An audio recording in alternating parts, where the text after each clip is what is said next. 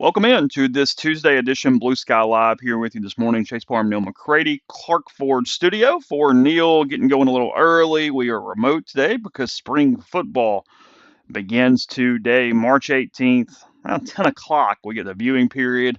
We'll have a first press conference sometime around noon today. So a lot of coverage at rebelgrove.com as we get started with that and the day moves on. We'll talk about that. We'll talk about Ole Miss baseball some today. Again, they dropped that series 2 out of 3 to the Arkansas Razorbacks over the weekend. What does it mean positively and negatively? There is a thread up on the board. I made some observations yesterday. That's now over 100 posts with people discussing it. So if you're not at rebelgrove.com, subscribe, check it out. You can get in on that conversation as well. And we have times for basketball. Ole Miss men and women. We know the times. We know the TV channels. I think Neal put that out yesterday sometime. I saw that's there on the old trusty message board. So we had all those things and more coming up today on a show brought to you every day by Blue Sky locations throughout the state of Mississippi, up and down I-55, throughout North Mississippi as well. You got Sweet Daddy's locations. They got plenty of catering. You get ribs, you get pulled pork, you get all the accompaniments there with those catering orders with Blue Sky, and anywhere there is a Sweet Daddy's, that's all over the state of Mississippi. And again, it was in the Clark Ford studio. I am Clark Ford is in Amory, Mississippi, 662-257-1900. Call that number. Ask for Corey Clark. Tell Corey what Ford product you're looking for. He'll send you a quote within 15 minutes in business hours. It's right to the bottom line. There's no hassle. There's no haggle. You get your quote, and the rest is up to you. Shop that quote around. You can do what I've done, what I recommend that you do, and that is hop into a Clark Ford today, 662-257-1900. Corey and the people at Clark Ford, they want to be your car guy. They want to be your truck guy. They'll prove to you what that means when you make the call.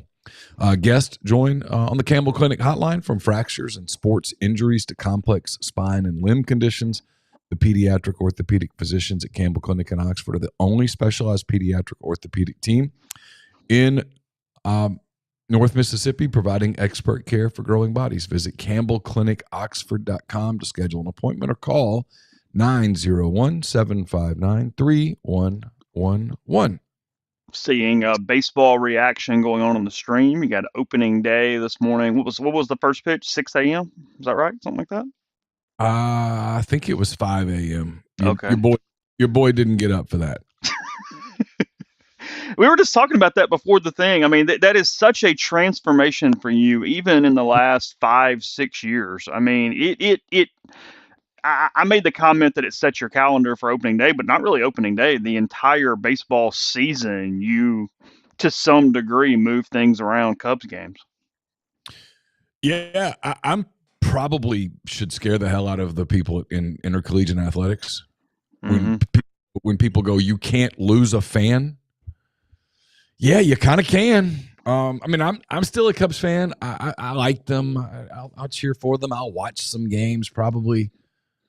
But I don't know that I set my calendar to them anymore, and I did for decades. I do think you can lose. You don't necessarily lose the fan, but you lose the fanatic. And it's like this is the first. I mean, I don't have like a big plan to, and I think they're going to be a decent team. I mean, they just lost to the best team in baseball. And maybe that's part of it is when I don't know, it's probably an interesting case study that we don't really have time to get into today, but when the disparity is such that you're like, my team has no chance really, you just kind of go, and it, like you kind of move on a little bit and you don't really know who the people are anymore. And you don't really, the owner, it kind of has a weird feel to it and you just kind of let go of it a little bit. I mean, as Alan says in the stream, see the Dallas Mavericks. Yeah, I mean, Mavs fans, if you don't over time and maybe quickly, good. You didn't try. Why should I try? That is the relationship that sometimes happens is, hey, we both have to play here. We both get a vote. And what's interesting is like a lot of Cubs fans that I see like on the internet and stuff, they're so angry at the Ricketts for not spending more. And like the what's his name, Alex Bregman, they decided not to go that far, and I'm not even one of those people. I was like, yeah, I get it. I wouldn't have given Bregman $40 million either. I mean, that seems obscene. But fans look at it and go, you should just spend. And ownership says we're just trying to break even. And that becomes a T-shirt, the obvious shirts people do. We're just trying to break even shirt. Everything is so it's maybe it's all part of it with me is it's all stunningly caustic all the time. Mm-hmm. Like it's been interesting to watch. Like I'm pretty into the Thunder, as you know, and I like to watch the Thunder. They're fun to watch. I love watching the build and all that stuff. They've hit the point now where they're getting haters, and it's interesting to watch the haters hate this team that they are just now noticing, if that makes any sense. It's really hard to hate them from any real way. They've kind of done it completely the right way, and every GM in America should be envious. It is. It is. I noticed that too because I didn't really. I mean, I've been out of baseball from a professional level, like a fanatic, for a while. This is not new that I wasn't focused in this morning. But yeah, you said that, and I went, yeah, just another example here as we as we get going. The pertinent thing tonight, two of them, as far as games go, Ole Miss does find out its opponent tonight. True TV, 8:10 p.m. North Carolina and San Diego State. Tar Heels 22-13. They got plenty going on right now. They're also having a hard time getting to Dayton, and maybe they've gotten there now. But yesterday they were having a very difficult travel day. Had somebody message me yesterday saying that especially with the schools that have multiple, the men and the women in, like there is a lot of logistical stuff where there could be issues from a travel standpoint And as it moves forward. You don't get to do your own travel. Right. I was having this conversation with Kirk Sampson the other day. Kirk's a really good friend of mine. He's basically the SID at Auburn, and he was telling me about Auburn's travel last season. I think they were out in Spokane, and they lost to Yale. And he was like, "We got back to the hotel." And he was like, season's over. You're kind of disappointed, but it was like, I'm going to go get a couple of beers and get something to eat. And suddenly they get a text, meet in the lobby in 90 minutes. We're leaving. No kidding. Yeah. The people that coordinate the travel found a way to get them back to Auburn overnight and then pick up a team to take. They were picking up a women's team somewhere to take them somewhere. And he's like, yeah, it was it was salt in the wound, right? And so I'm sure that North Carolina, which is used to coordinating its own travel, could easily get to Dayton, but they don't get to do it on their own. They've got to do it through the NCAA's partner that coordinates all of the travel. Yeah, they don't get to just go gas up the jet and go, all right, 2:30, call Dayton's airport, get going. Yeah, let's just go. We'll get. I mean, because is it I mean, obviously there's a money issue in some ways, but it also, like in the NCAA's mind around their little conference tables where they plan all their commissions and their conferences, is it going, this is what's fair? Because if North Carolina flew private, then what if San Diego State couldn't, and they would have an easier path to Dayton for the tournament? Is it a fairness issue in their mind? I think it's fairness, and it's also it's also about being as economically efficient as possible, so that they can they can keep as much of the profits as they can. Right. The other game tonight, St. Francis, Pennsylvania, Alabama State. I could not have told you St. Francis's State to save my life prior to right then when I saw it on ESPN.com. They are the lowest ranked seeds in the field.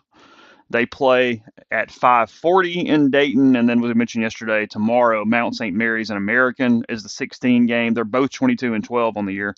And Xavier and Texas, 8:10. True TV, Xavier a 3.5 point favorite again in that one. Tonight, North Carolina a 4.5 point favorite against San Diego State. San Diego State's gotten good news. Their big man looks like he is fully available tonight. So if he's fully available tonight and nothing happens, he would, in theory, be available for Ole Miss as well on Friday at 3:05. Ole Miss is in the first session. People keep asking that. It's Iowa State, Lipscomb, Ole Miss, and the winner of this game in session 1. The session 2 is Kentucky and Troy, and then somebody else. I think it's Illinois and whoever they play. I think that's right. Texas Xavier winner. Okay, there you go. Again, a lot of potentially big programs. I don't know if this makes us good at our job or bad at our job. We didn't do a ton of mileage out of this Tim Doyle fraud thing because when I saw it, I went, okay, CBS talking head has dumb comment. Moving on. I just had a hard time. It wasn't that I was ignoring it or even like saying, oh yeah, he's right. It was just going, yeah, I've never heard of Tim Doyle before. I won't know of Tim Doyle tomorrow. So great. I had a hard time getting much animus on because he's a nobody. So I went, okay, well, awesome, it's cool. And here's the good point: he's going to be right or wrong. They're going to play the game, and if Ole Miss wins, everybody's going to flood him, and you should go attack him, go jump on him, whatever, and go, you're a freaking idiot, and he's going to have a victory lap if San Diego State beats Ole Miss by 12. So that is what is about to happen one way or the other in this game. I went, okay. Well, yeah. So there's a lot there, right? Because I didn't know who the hell Tim Doyle was. I looked him up when I saw this popping up, and Chris got asked about it. We had a media op yesterday afternoon around 1, and he got asked about it. And at first he said no comment. And then he almost immediately kind of caught himself like, no, I'm going to go defend my team here. And he gave a answer. And I was like, well, I guess I got to write it now, you know? And so I looked this guy up, and I mean, I'm mad at myself for thinking what I thought, which was like he has like 1,000 followers, and I was like, nobody's not. This isn't Jay Billis calling, you know. Yeah, I mean, no, 100%. Had Billis going, Ole Miss is the biggest fraud in the tournament, we go, well, that's interesting. Okay, let's take this on. Like, and I'm like, of all the teams in the SEC, don't get me wrong, Ole Miss is not in the top grouping. But they're not in the bottom grouping either. They went 11-9 in their 20 SEC games. If you they include beat the tournament. BYU, they won at Alabama, they beat Tennessee. Like, of all teams to go, I tell you what, they can't beat any damn body. It's like, hold on a minute, huh? Like, I mean, if you want to call Oklahoma a fraud, I mean, I disagree, but okay. If the conference record, it makes you go at least okay. Like that was, is it Matt Norlander that went after Texas, going sheer volume of losses? Jesus. I mean, okay. If you want to call Arkansas a fraud, sure. I don't agree. I watched them in person twice last week. I don't think they're fraudulent. Vanderbilt, I mean, okay. I mean, but Vanderbilt's got some nice wins that North Carolina would put in at the top of their resume. I don't know, but you're right. This is this guy. And he got exactly, almost in my tweet, I almost said, and congratulations to Tim Doyle, who got exactly what he wanted from this. He got pissed off a fan base and he appeared to talk. And so now he's more legitimate today than he was on Sunday. And if Ole Miss loses or when Texas loses tomorrow or Friday, and Ole Miss loses, or Arkansas loses on Thursday, or Oklahoma loses, whatever. When these losses come, they're going to go, see? And I'm going to have to just bite my tongue because it's not worth fighting it. It's the one game in March is not a barometer for whether a team belonged in the tournament. The body of work that you were asked to put together to get an invitation to the tournament is the barometer, period. But we live in a hot take culture, and he's setting up a hot take. And if Ole Miss wins, or if Ole Miss, and if you're Tim Doyle, if God forbid Ole Miss makes the Sweet 16, you're going to eat it for a week. I mean, a whole week. You're going to just get killed because you set yourself up for it. But if they lose, it's San Diego State beats them on a half-court shot at the buzzer to win by 1. He'll go, see? Fraud. And you just go, whatever, dude. It's the good part of, like, there's so many bad parts, because there's a ton. God, I could pile a mountain up with all the bad parts. But it's one of the good parts of media today is you have a ton of options. You can just tune out people that are stupid. Like, you don't have to listen to dumb people. You can avoid dumb people. And go, no, I'm going to listen to people who aren't stupid. And you can spot the clickbait people a million miles away. Oh, I mean, it's like a flashing neon sign. Just. Yeah. Yeah, Tim Doyle had one purpose. He got it. It worked. And it worked. Because look, that does work, and this isn't about Ole Miss. This is 364 basketball schools in the country. It's emotional, and you can attack that. It works. Yeah, 100%. That's what he did. He could have Because picked anybody. it's like a message board. When somebody does something dumb, the best thing you can do is just ignore them. Give them no oxygen. None. Just oxygen-free area. It was just weird that he picked Ole Miss because there were other options for fraud. I disagree. Again, I just disagree completely. You think he's somebody who just doesn't like Chris Beard? It's possible. He's a New York guy, moved to Chicago. Probably safe bet that he doesn't like the SEC. He's kind of a Big Ten guy. And maybe it's Beard. You know, I don't know. Oh, you researched him. You went down the rabbit hole. I did a little bit. You know, the Beard thing is interesting to me because I've covered him now for 2 years. I think he's the smartest guy I've ever covered. And I've covered really smart people. Mike Bianco, Andy Kennedy, Hal Baird. I think Kiffin's really smart in a different kind of way, but I do think Lane is really bright. I mean, hell, Tommy Tuberville's a U.S. senator now. That doesn't necessarily mean brightness, but he is. He got elected as a U.S. senator. He did. It happened. It's the truth. You can't shoot it down. It's a fact. As wild as it is. But you know, he got charged with something. The charges were dropped. Mm-hmm. As I've said many times, there's only 2 people in the world who know precisely whatever happened or didn't happen that night. Only 2. And some people, and I'm not saying Doyle's one of these people, but these people exist. Because he got convicted in the court of public opinion by the hot takes, they act like he got convicted in the court of court. And he didn't. He is not a convicted anything. He's an innocent man. I mean, I'm sorry, but that bothers some people out there, not our audience, obviously. But no one ever entertains the possibility that was, and I'm not saying this is real. I don't know. I wasn't one of the 2 people in that house that night. But no one ever entertains the possibility that it was a false accusation.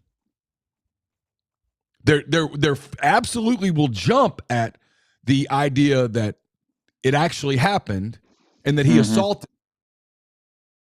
and that the charges were dropped. But they will never entertain the possibility that it was a false accusation and or wildly overblown, and he never should have been arrested. But the one thing that is certain is that the AD in the county there, I can't remember the name of the county and where Austin is. I'm sure it's Travis. I think that's right. The AD in Travis County decided that there wasn't enough there to move forward. Yeah, but yet DA, but we know what you meant. Yeah, what did I say? AD. That's fine. Oh, yeah, that's the world I live in.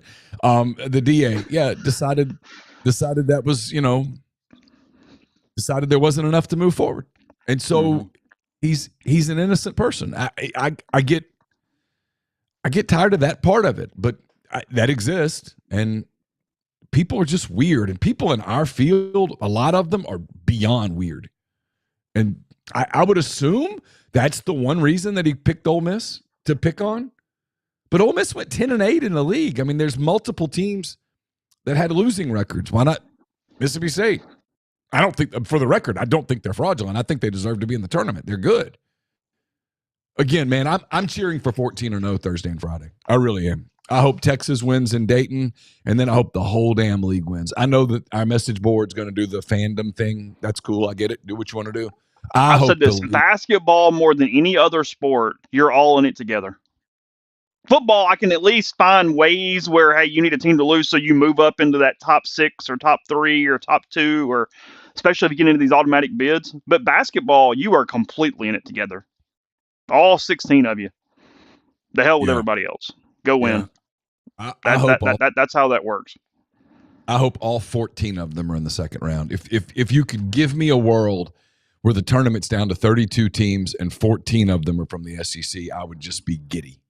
I would laugh out loud. I would probably be really obnoxious on Twitter for a couple of days. Yeah, and I mean, we're seeing it in the stream. I mean, you mentioned it. I mean, even his approach to the NCAA tournament. And look, it doesn't guarantee Ole Miss is going to win. I mean, one game, and who knows? And I mean, I don't know. No. But he's been to at least the round of 32 every year he's been in the tournament. And obviously, he's not perfect, but it's not luck. Chris Beard wins because Chris Beard is damn good at what he does, and he can take any situation and get pretty close to the ceiling. He's excellent, and that is what this is right now. He is a basketball version of when we talked about Saban and said, hey, if you gave him the state job, he'd figure it out. He'll figure it out. Yeah, Find a way to make it done. Absolutely. Yeah, and you're right. There are no guarantees. It's a 40-minute game. I mean, yeah, who knows? Someone could turn an ankle in minute one. You get a game officiated a different way. Some foul trouble. Some kid on a team just decides that this is going to be the night that he is not going to miss. It happens. Happened with Oakland last year against Kentucky, and everyone turned it into, see, Cal sucks. And it's like, well, I mean, okay, but the scouting report probably didn't include this kid was going to go 10 for 11 from the 3-point line, right? I mean, it's one game. But no, I mean, the job that Chris Beard's done at Ole Miss in 2 short years. And then I thought yesterday he got some questions. I didn't really understand why we were doing this yesterday, asking questions about next year when they literally play a game on Friday in the NCAA tournament. But I mean, he answered those, I thought, pretty well too, which is, the portal's about to get rolling. And I have a couple of questions to ask, but I'm waiting until the season's actually over to do it. About people coming back. He was asked about Malik Dia coming back. Kind of really appreciated his answer, which was, why are you? Essentially, he answered it without saying, why are you guys asking about this today? By saying, well, what I really hope is that Malik has a great game on Friday. Mm-hmm. You work all year long to get to the tournament, and then for some reason, people in the media start skipping over the tournament and asking about next year. That literally can wait until the night that they lose. Yeah, whenever they lose the game. Because 67 of 68 teams are going to finish with an L. Mm-hmm. Only one of the whole 68 is going to finish with a dub. That's the way it works. So you get to ask those questions later. I don't know why we were asking those questions yesterday, but anyway. For your viewing information, Creighton and Louisville kicking it off at 11:15 a.m. on Thursday. That's on CBS. Again, CBS, True, TNT, TBS. Those are your stations. For the NCAA tournament, Auburn is the first SEC team to play. That's at 1:50 on Thursday. Georgia plays Gonzaga at 3:35. Tennessee plays at 5:50. Arkansas plays at 6:10. A&M plays at 6:25. Missouri plays at 6:35. That's it for that day. That one of those upset watch games, 9 o'clock on TBS. That's UC San Diego against Michigan. There on Thursday evening, and then on Friday, Baylor and Mississippi State kick off the day. That's at 11:15. Robert Morris and Alabama 11:40. Iowa State Lipscomb, game that matters to Ole Miss, 12:30 TNT. Memphis at 1 o'clock. Vanderbilt at 2:15. Ole Miss at 3:05. Florida at 5:50. Kentucky at 6:10. Oklahoma and Connecticut at 8:25. That's a good late game just to keep something in front of the TV. And then your chance for a bracket bust late 9:10. That is the Liberty Oregon 12-5 game on Friday evening. So that is just your quick rundown of those games. I put this in the open. By the way, Ole Miss again on TNT. That is the station for Ole Miss on Friday. TNT. There on that. That's at rebelgrove.com. You can read more of the schedule and the times and all that stuff. People asking for baseball. Somebody said, what do you make of Texas sweeping Mississippi State? Texas is very good. I think they've won 17 in a row. I was really impressed with them in Arlington the first week of the year. It kind of just is what it is. They're good. State is okay. State has holes. State got a lot out of not having great advanced analytics last year. You kind of thought they hit their ceiling in some ways, and it saved Lamonis's job. It took him off the hot seat, but it wasn't perfect. I'm watching the reaction. I've read the thread on the board. Again, it's over 100 posts now after what I wrote yesterday. And I said my title was that it was a series ripe for overreactions in both ways. And I've watched 19 baseball games Ole Miss has played. I've watched, I guess when I'm doing it in my head now, I've watched all but one in person. I was not in Mobile for South Alabama, but I've seen the rest of them, including in Arlington. And I mentioned this on the podcast about 10 days ago. Brad Henderson, it's become a running joke, but I walk over after the game and I usually talk to Brad for a second. He's down getting interviews for radio and he kind of goes, "They any good?" And I said, "I don't know." And I'm kind of still doing that because I don't know what to make with this team. The reason it's an overreaction weekend is that there are a couple things we know for sure. The things we know for sure is that this is a tougher, more mature team than the last 2 years. They have better culture. They have better chemistry. All those buzzwords that people like to use too much, they apply here because there have been several games this season that Ole Miss has won that they would have lost last year because, frankly, they would have folded like a cheap tent at some point in the middle innings when they got behind or they blew an early lead. They just had no fight about them the last 2 years. I think that's safe to say. I don't think anybody would argue that. The stats are staggering. Ole Miss, since winning the national title in 2022, they're 17-43 in the SEC coming into the season. So they're 18-45 in the SEC since that moment. I had somebody send me this stat a minute ago that in the last 4 years, over the last 3+ seasons, Ole Miss in home SEC series 16-32 at home. It's a program that needed a complete reset, and they've done a pretty good job given everything available to reset the toughness and the mentality of this team. Luke Hill has grown up. They've gotten a lot of positives out of the transfers, whether it be Ryan Moorman, Isaac Humphrey, Mitch Sanford, the outfield guys. And Ole Miss was 1 out away from getting a huge win, and we wouldn't be having this conversation right now. If they get a pop-up instead of a single and they take 2 out of 3, you at least go, okay, they might have stolen one, but they're on a good start. Go try to beat Missouri. And we kind of delay this conversation, if nothing else, right now. Not the conversation we'd be having. And this proves your point. If they get one more out and win a 9-8, was it 9-8 game? They would have won 9-8. Yes. Okay, so let's just say they won 9-8. We'd be getting the overreaction in the other way. Oh my God! Yeah, they're going to Omaha, and it's. I mean, I made a subscriber mad on Sunday morning when he made a post about SEC only statistics. And I'm like, there's 2 games. You can't, there's nothing, you can't, it's too small. Sample size is too small. I can throw anything in there and it'll go haywire. You got to go 9, 12 SEC games before the stats mean a whole lot. And I still think that's true. Like they won a game pretty handedly on Friday where, I didn't see it, but I read your story.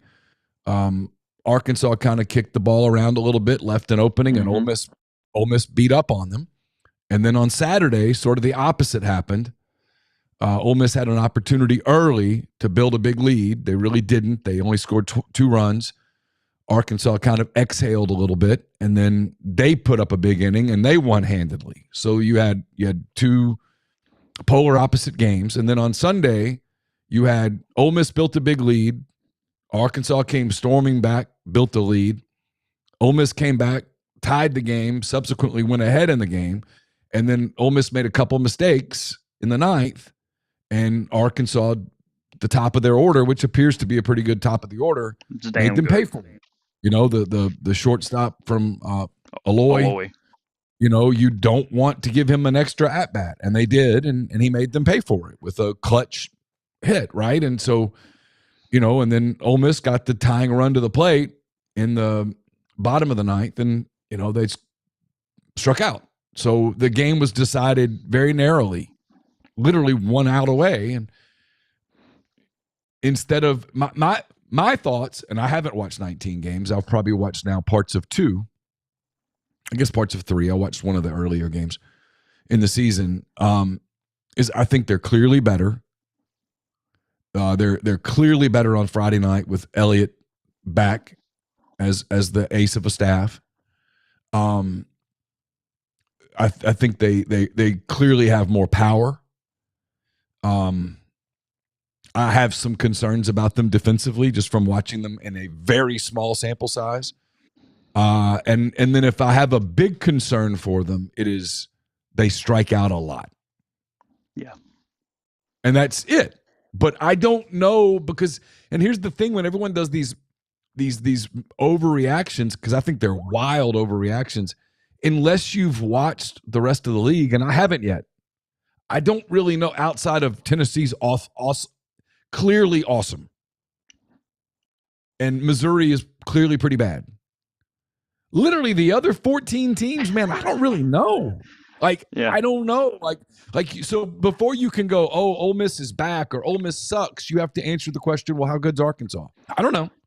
I mean, they're okay. I think there's the chance that there are 15 NCAA worthy teams in the SEC. Worthy. I mean, they're all going, but just worthy. I think in different years and leagues and different things, you had 15 that are there. And I mean, let me make 3 points. It's from what I said. So the 3 are, Ole Miss was 1 out away. Give them credit. They fought like hell, and they found a way to come back. They were down 3 in like the 6th inning. Kind of thought they were dead to rights, if I'm honest, and they found a way to come back. But Arkansas had 27 at-bats on Sunday with a runner on base. That is an obscene amount of at-bats with a runner on base. I mean, if they're just a mediocre team offensively on the day, they score 12, 15 runs. They had 20 at-bats with runners in scoring position. So while you got out of a lot of jams and a lot of things, and you caused this with errors, that is just not the way to win a baseball game. You were fortunate as hell to be in a game and winning in the 9th inning when Arkansas had that many at-bats with runners on and runners in scoring position. It is what it is. Now, on the flip side, Ole Miss loaded the bases twice.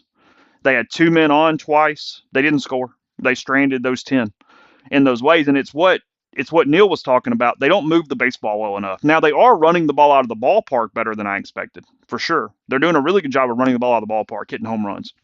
But they aren't doing a great job of just simply moving guys through the order and the at-bats. They win the series, and this is, I mean, it's nothing personal. They win the series if Luke Chang doesn't get hit in the face on Friday, because Owen Pano had 2 errors that led to a lot of earned runs. Ole Miss gave up 6 earned runs on Sunday and still had a lead in the 9th inning. 6. Had 2 errors by Pano that were incredibly costly, as well as some other defensive miscues that weren't ruled errors at that point, including there in the 9th. Mitch Sanford in right field kind of took a bad jump, slipped a little bit, and that's what got the inning going after the Pano error. So Arkansas had 2 guys on with no outs at that point in the game.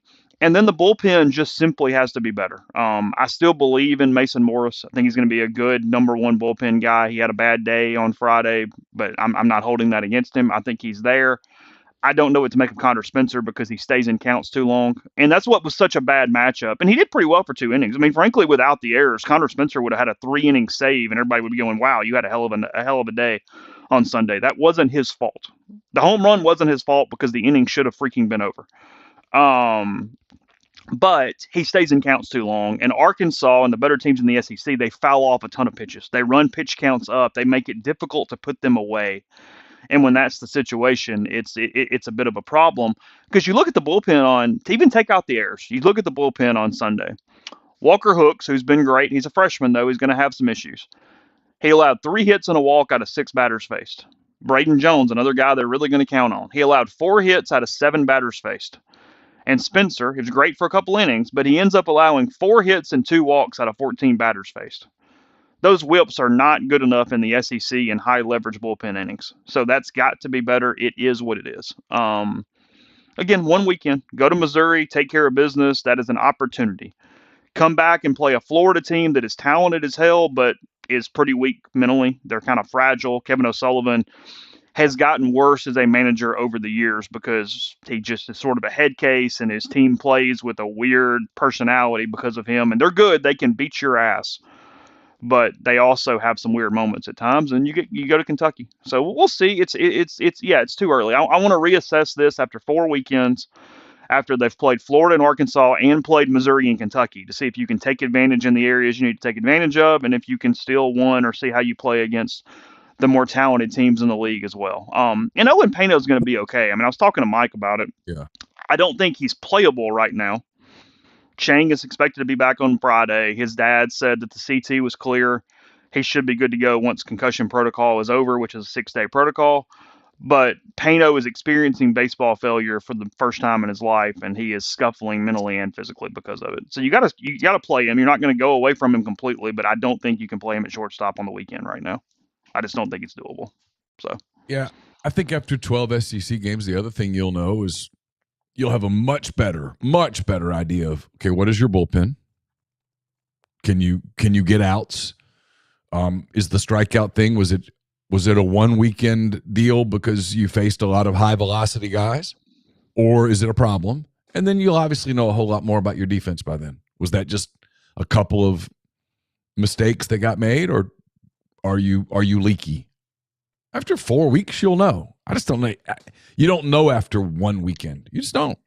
I mean, and look, they're 1-2. People say, well, it should be 2-1. Yeah, it could be 0-3. You could be 3-0. It doesn't matter. You're fine. Go win games. I mean, and we're doing the goalpost thing. From a fan standpoint, I think your goal should be get back to the NCAA tournament. Period. that's it. And people, they win on Friday, and it's like, what do we have to do to host? And I get that. You're free as a fan to do what you want to do, but you're changing. You are moving the goalpost at that point to moving it to, well, this is a season's a failure if. Now, the season's only a failure if you don't make the tournament again. If you make the tournament, that's progress. Yeah, given what we currently know, this is a complete race to 13 for me. Period. Full stop. That's it. If 12 gets it, then that's a success if that gets you in. You just have to be one of 64 names called on selection Monday. That's it. I don't care how you do it. And then the other thing, and I mean, I know no one's going to be watching them this week. I don't even know who Arkansas plays, but you watch Arkansas a little bit to see what they are. They play South Carolina at home. Yeah, so maybe they get on a roll, and you're like, hey, we took one and almost took two from one of the better teams, or maybe you look up in a few weeks and go, you know what, they're kind of mediocre. I don't know. I don't know yet. They are at Vanderbilt next week. Yeah, there's just no way to know yet what they are. There were 4 sweeps in the SEC this past week. Texas swept Mississippi State. Alabama swept Texas A&M, and the Aggies are having that year from hell mentally with the injuries. I mean, it is scuffling for what's probably the number one talented team in the country coming into the year. LSU did take care of Missouri. The first 2 games were close, and then LSU wore them out pretty good there in game 3. And there's one I'm forgetting right now. Somebody else swept somebody else, and I don't remember off the top of my head. I will have to look. I know Georgia took 2 out of 3 from Kentucky. Auburn took 2 out of 3 from Vanderbilt. They had a really good week. I don't know what happened with South Carolina and Oklahoma. I just don't remember. Let's see real quick. Yeah, I got it here. Standings.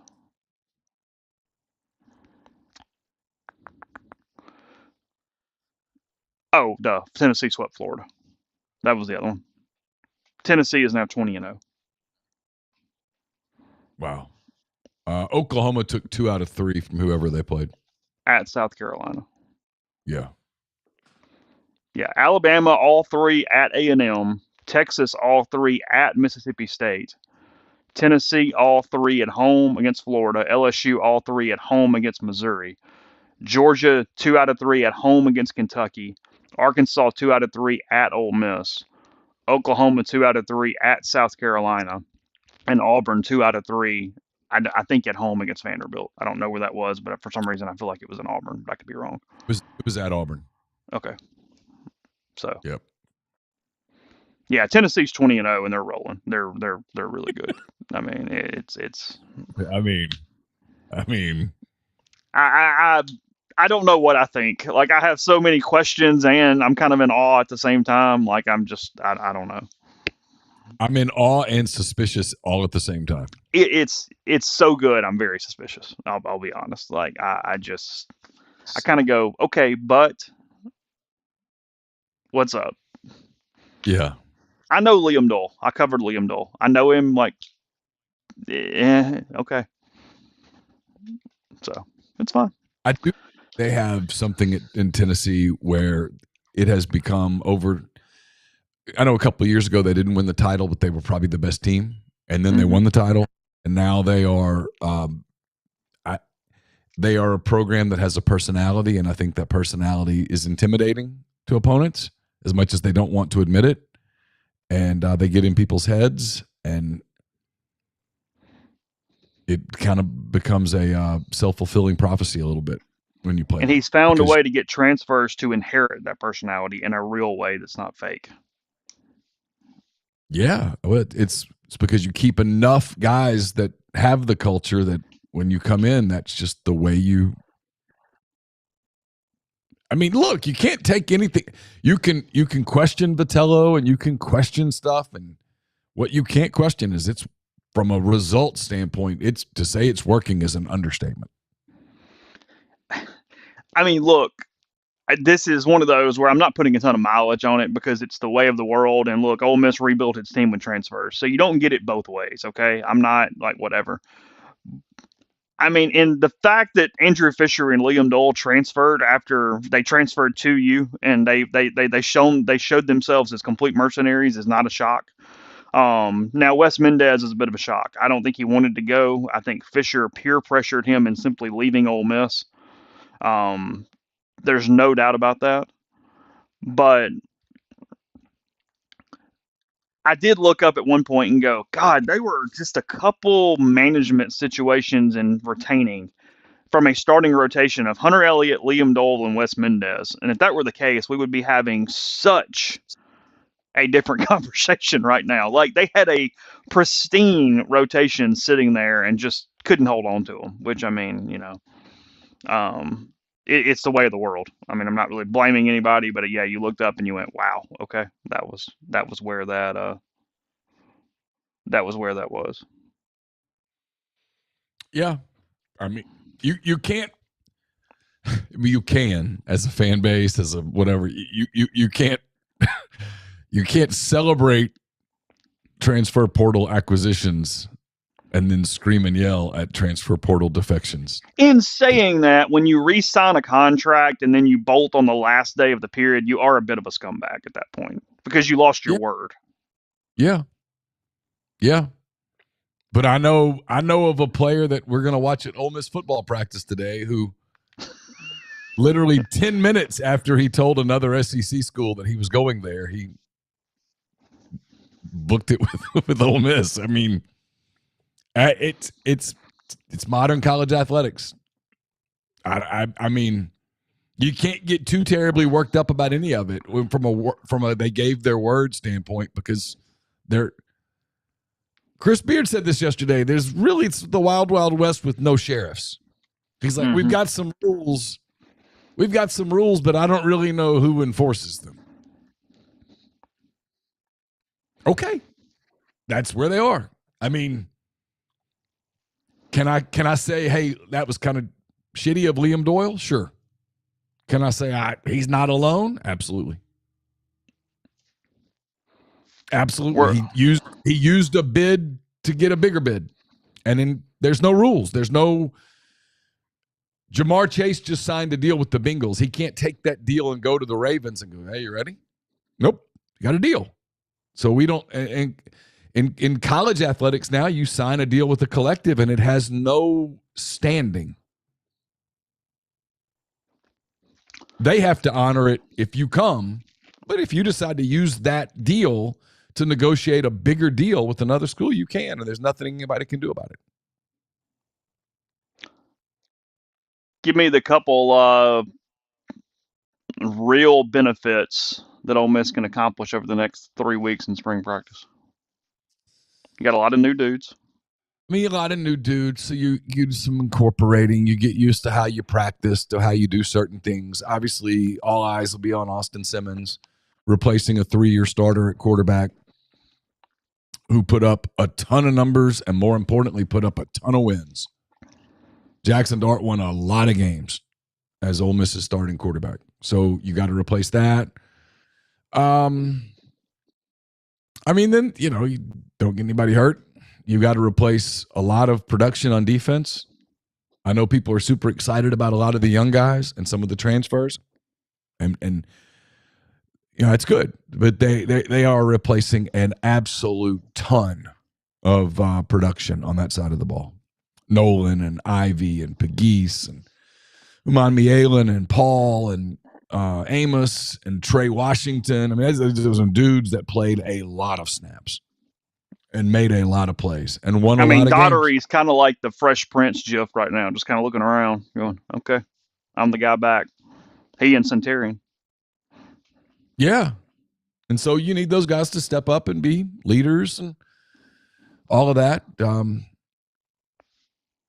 I mean, the thing I'm probably most interested in the spring, and you and I talked about this privately yesterday, I'm interested in Meet the Rebels Day. Do you have to make people sign stuff, or are there some guys that go, hey, I don't sign for free? Here is my Venmo. This is the amount here. This is what gets the signature.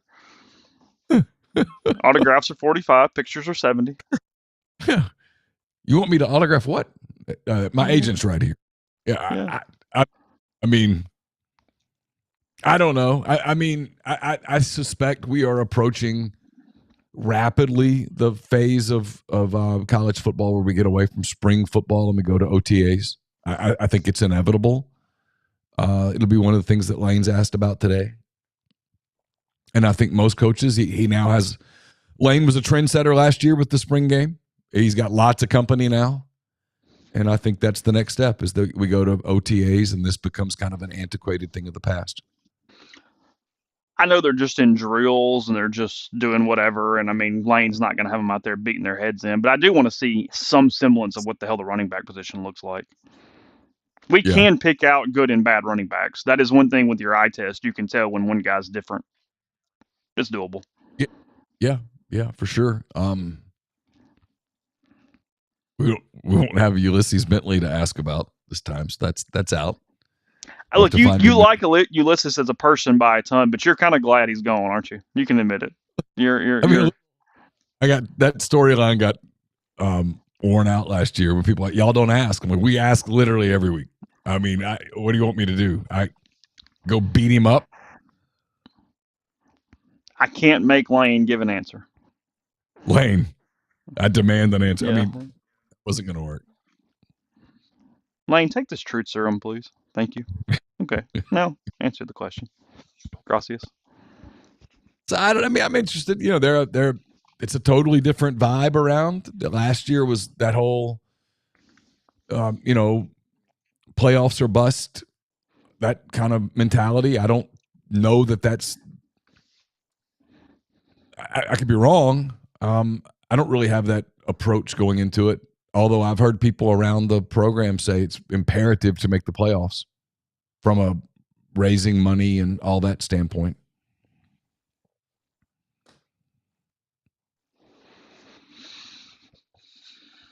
I don't know. And again, here's the thing, and I almost wrote this in 10 thoughts, and I kind of forgot because there was so much basketball going on. How in the world, like if we were to do the WLWWL thing, and we will, don't worry, we'll need the time. But like if you said, hey, tell me about the other teams in the league. I don't know. Like, how much could you really tell me about Oklahoma today? And that's on paper a big game. How much could you tell me about Kentucky? Ole Miss goes to Kentucky. Ole Miss plays Kentucky and Arkansas in September. I don't know much about either one of those teams. I don't know what they brought in the portal. I don't know. I have no idea. I'm not sure I could tell you right this moment who Kentucky's quarterback is. No, because what's his name's gone? I don't know. I'm sure they brought somebody in, but I don't know who it is. Think anybody's going to ask Lane about his personal life today?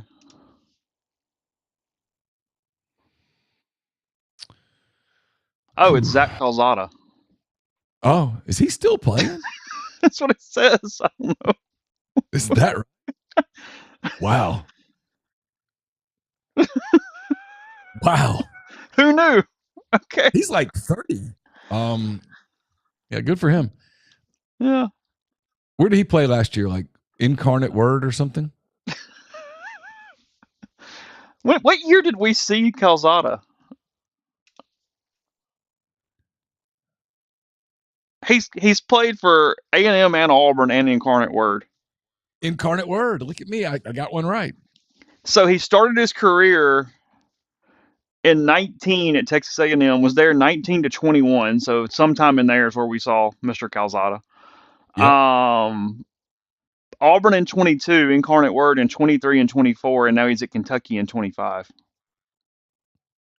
How the hell does he have eligibility left? I don't know, but he's making 7 figures, I guarantee, at Kentucky. Okay, let me do the math real quick. So 20 doesn't count. So he must have redshirted in 19. 19. So 21, 23. Still, somewhere he got a 6th year. He got hurt somewhere, right? He must have had an injury. Okay.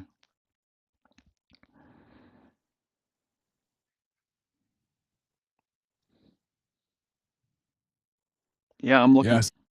I don't know. I mean, there are no rules anymore, so whatever. Just play him and see what happens. I mean, just keep going. Yeah. Yeah, because the one he did beat Alabama at A&M. I mean, his 1 year at A&M where he played a lot, his stats were okay. Didn't suck. Yeah. Who was it? The he kid was at 21 Arizona? of 31 for 285 and 3 against Bama. That was probably Ole Miss's biggest mistake last year, was not just letting Ja'Cory Krosky Merritt play. Like, who's enforcing the rules? Because he ended up playing at Arizona. Yeah, it's like, just come get me, right? I mean, Arizona's not. They haven't been hung from the public square just yet. I don't know. Okay, we can use a running back, so let's just go. It's fine. That's whatever. It's no big deal. Your glasses are Ray-Bans with the camera in them? Yeah, it's the Metas. Are they pretty cool? What's that like? You want the honest answer? I mean, we're all between friends here, us and our tens of thousands of people. They are very useful, and I am starting to really like them. And I feel like a complete and utter douchebag when I use them out anywhere. That is where I'm sitting right now with them, because I've been using them to record Mike for post game interviews. Oh, and that's actually handy, because you'll be one of the few people that gets this. I can use my phone for audio, my glasses for video, and as long as I look at him, I can do both at the same time, just holding one thing. So do you have to turn? How do you hit the record button on your phone? There's a button right here, and you just hold it down for like a second and a half, and you hear a click, and it goes into video mode and records whatever you're looking at. And then you stop it by holding the same button? You just hit it one time, and it clicks it off. And then how do you transfer that to your device? When you put the glasses back in the case, it automatically uploads. Oh, wow. Yeah. Uploads to YouTube or to your phone? To my phone or my computer, and then I can do whatever I want with it.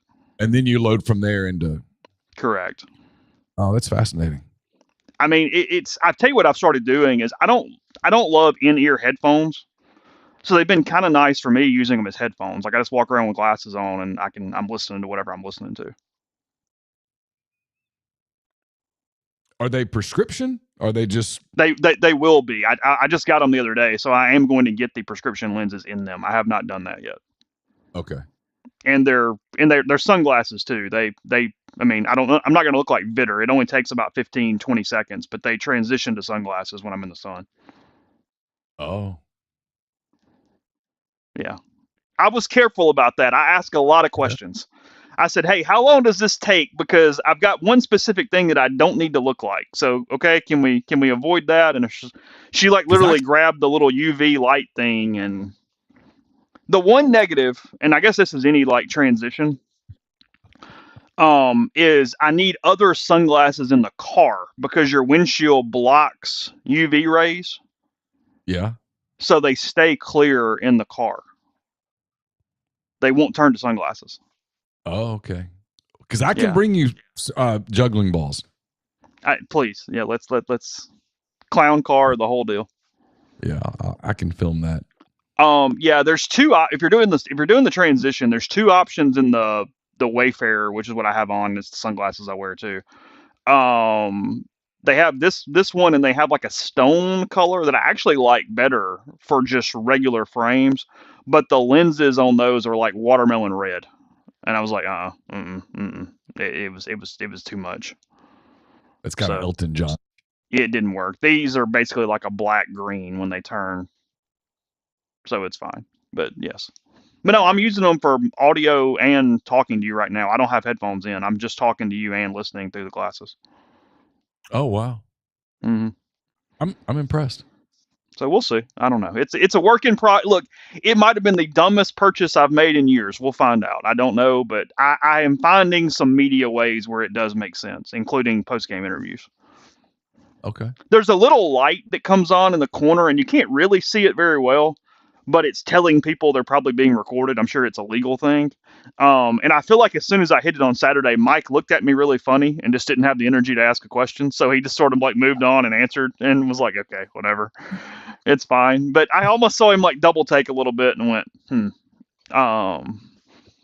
and yes, Mark's got a good point. I can't look down or look away because a lot of times when a guy's talking and I've got my audio up, I'm like looking off into space and I'm like paying attention, but I'm not looking at him. So you have to make sure you are staring at him the entire time, or you'll be doing a video of the great blue yonder up there. So if some hot background walks by you and you get distracted, You're everyone's done. gonna know. The other thing too, and I haven't set this up, and again, I don't know how often we would need these, but you and I both know we probably would have had them at some point where it would have made sense. You can do live streams of whatever you're looking at. So if there's like a last couple plays of a game or something, you could actually even go live on like Twitter and just show people whatever you're looking at the time. Now it runs your battery down like crazy, but yeah. So anyway, You charge that's in the case? Or do they have like yeah. No, they have their own case. Oh, okay. You plug it in. Oh, okay. That's what I wondered. Okay, gotcha. But the case holds, I think, 8 full charges. So like I've only plugged. I've had them since I don't know about a week, and I've only had to charge the case one time. Okay. So it holds a lot there. But yeah, that's interesting. Mm-hmm. Did you buy those online? No. I bought. Actually, that was too scary. It was like you better look at them and know what you're dealing with. Like I couldn't quite bite the bullet that way because I contemplated it back in like November. That's when I first started looking at them, and I was gonna just get them online, and I was like, no, that doesn't work. So easily my favorite part of the podcast. I mean, other people will hate this part of the podcast. I love it. I'm fast. You bought them at do we go to an eye doctor? Like Sunglass Hut. No, like a Sunglass Hut. And then you get lenses where, yeah, the lenses can be transferred into prescription. So you just go to the doctor, you do whatever, and they'll put them in for you. You know that there's coming a game that Mike's going to ask you about the light in your glasses.